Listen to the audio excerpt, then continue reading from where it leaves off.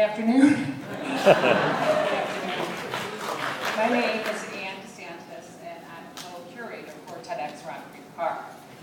So when I thought about doing the introduction to Expressing the Hero, I kind of reflected back on my life.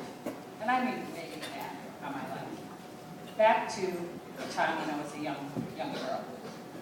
So I was born to an American, very middle-class family, born to European immigrant, first immigration parents.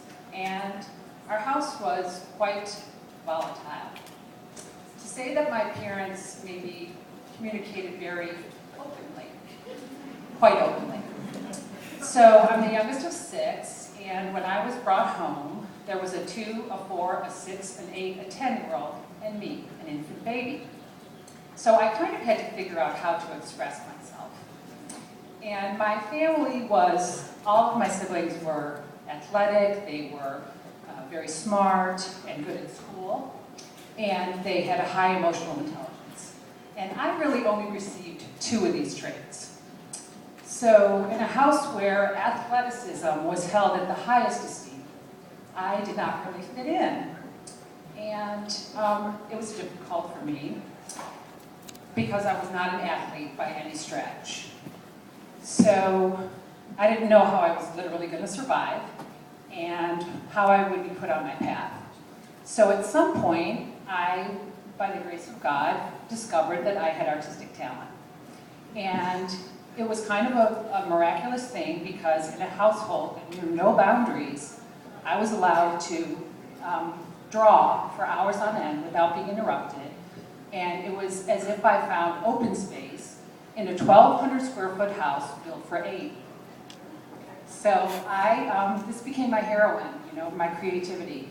And it afforded me a lot of the things in my life. And it allowed me to have great confidence from the fact that at the science project, I wasn't necessarily given awards for my science, but for the imagery. And it got me out of going through my physics classes in high school and instead go to the pottery studio, which I loved.